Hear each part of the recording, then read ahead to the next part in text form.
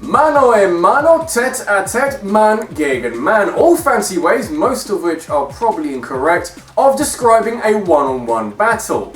Less so you versus the world, more so you versus that one guy you don't like very much. You can define a rival battle because, hey, I had to check myself just to be sure, as a fight between the good guy and someone he or she sees as a natural rival. They're equal in terms of ability and often stature. Probably not the main bad guy most of the time, instead you end up with this ambiguous anti-hero style rival who only really cares about getting a proper scrap out of you. Sometimes you hate them, sometimes you respect them, and sometimes you don't really care because they make for a great boss fight whatever they do. And given the option to wipe the smile off someone who's been bugging you during the game, you'd be some sort of colossal pleb to miss out on it. Don't do that, don't be a colossal pleb.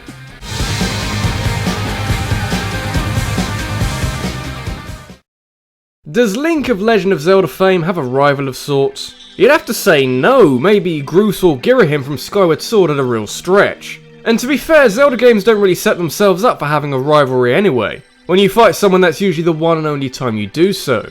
This means you can't build any sort of relationship between adversaries. So what do you do instead? Create the most ingenious bit of thematic gameplay you're ever likely to see. That's what. When Ocarina of Time was first released, it was received with critical acclaim for pushing boundaries and trying things in both the series and modern gaming that had never been done before. And you look back at it and it's 17 years old. There are places where it really doesn't look it, and especially when you reach the Water Temple. Ocarina of Time's Water Temple comes under a lot of fire for being tedious, confusing, maybe a step down from some of the other dungeons in the game, but it also hides the best mini-boss in the entire series. Some guy called Dark Link. His placement in a temple all about changing water levels doesn't make a lot of sense, but when you see the coding behind the fight, all of that is soon forgotten. On the face of it, Dark Link is a standard mirrored boss fight. The idea that if you use an attack he'll copy or counter-attack, forcing you to rethink your strategy and be a bit more tactful with how you fight him.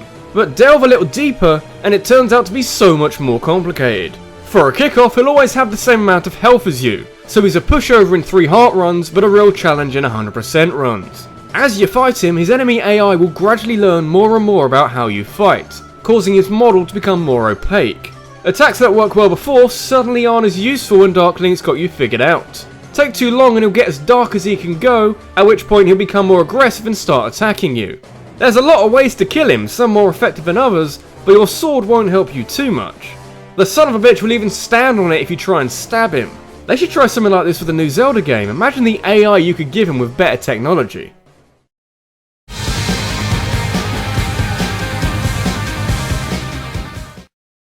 If you look back at the 8-bit era of games, you could be forgiven for thinking that the nostalgia is the only reason why anyone ever plays them anymore, because, you know, it's all we had at that time. I can't really say that, I'm not really old enough, but it's all we had during that point in time, we might as well make do.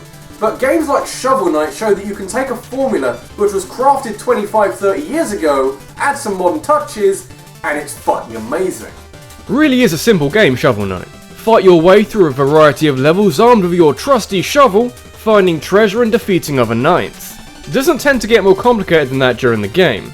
Of course it does, but I'm trying to avoid as many spoilers as I can.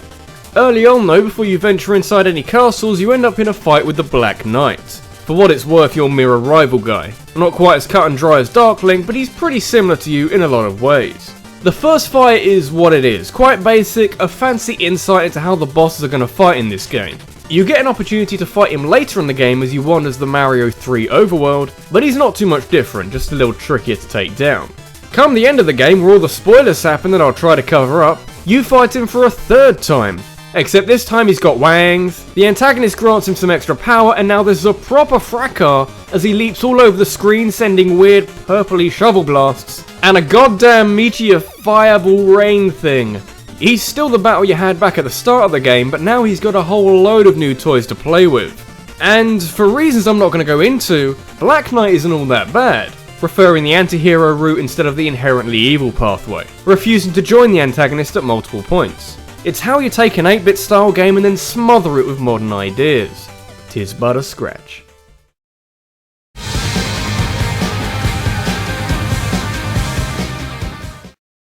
It's probably not too hard to imagine, but it must have been difficult trying to drum up respect for a cyborg ninja who cut your eye and then took off your whole arm, leaving you for dead if you weren't a cyborg ninja yourself. Yeah, the rivalry between Raiden and Jetstream Sam in Metal Gear Rising: Revengeance did get off on a bit of a one-sided note, but through the game and a lot of moral questioning over whether or not to embrace the whole killing people thing, and with countless teases for a rematch between the two, Raiden arrives in the Badlands of Colorado on a motorbike with just one guy in his way.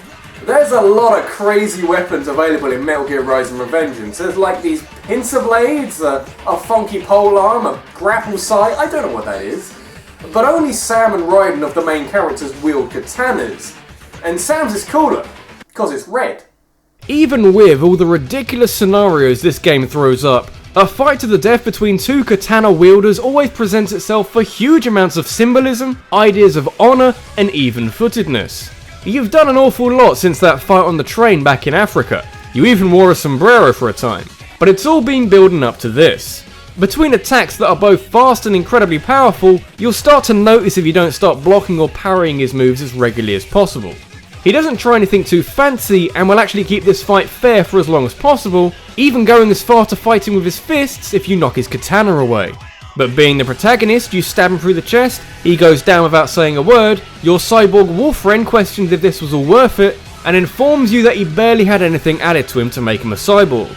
In other words, this guy who destroyed you back at the start of the game, and made you question every single action you took in the game, was about 90% unadulterated squishy human. Don't you feel bad now?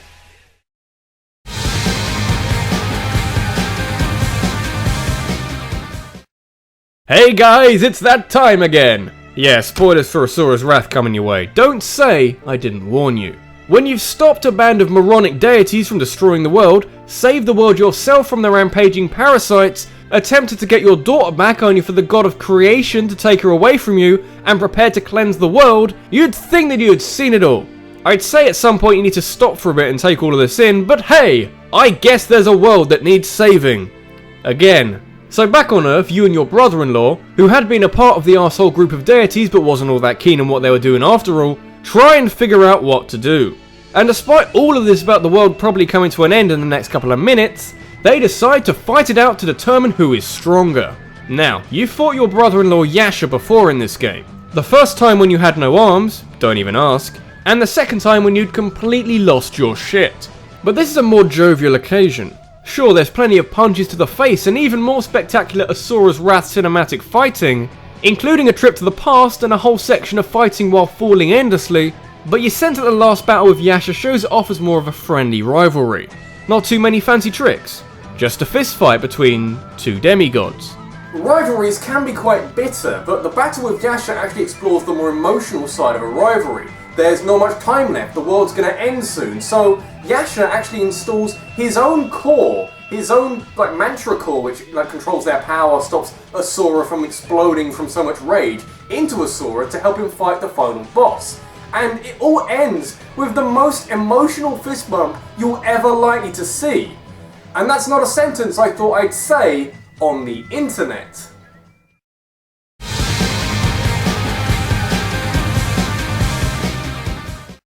When I was researching things for this list, like holy shit, I do research, the vast majority of results I found had something to do with Pokemon. And you can see why every main series Pokemon game has at least one who follows you through the game. Maybe helps take down a criminal syndicate or avert a cataclysmic event. You know, what kids do these days. But they also star in the game in some of the best fights that you'll encounter during your adventure.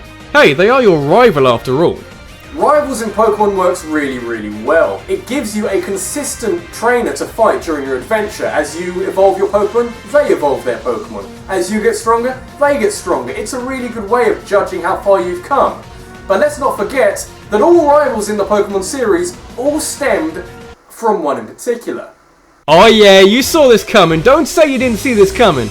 Of course the best rival battle is the final battle of Pokemon Red, Blue and Yellow. Of course it's the scenario that sees the most annoying character in the game become Pokemon champion before you. Of course it's the battle that rewrote the rulebook on what rivals in video games could be.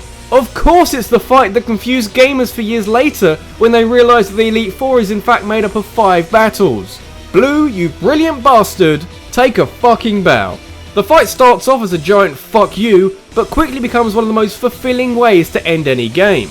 Other rivalries in Pokemon kind of peter out, you rarely get a big climatic battle to round it all off. The first generation played this pretty much perfectly, with Blue's unbelievably balanced team that will find holes in your own team if you didn't build it properly.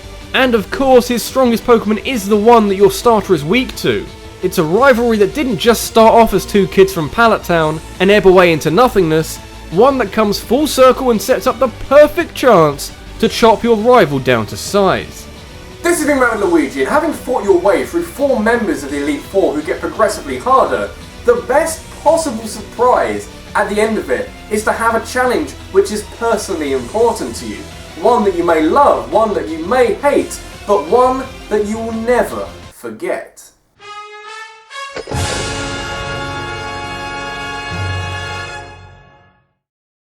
What topic do you want to see on the next top 5? Leave a suggestion in the comments below and follow me on Twitter, or I'll be taking my favourite suggestions and putting them to a vote over there. Thanks for watching, and I'll see you in the next one. Hey guys, how are we doing? I'm going to keep this kind of short because next week is a top 10 and I've got to record a lot, and I really mean that, a lot of footage for it. As kind of the curse of videos like this, you can't dwell too much on them. Gotta get on with things straight after they go up. But you can get on with things too in the meantime. These Twitter and Facebook links aren't there for no reason, you know.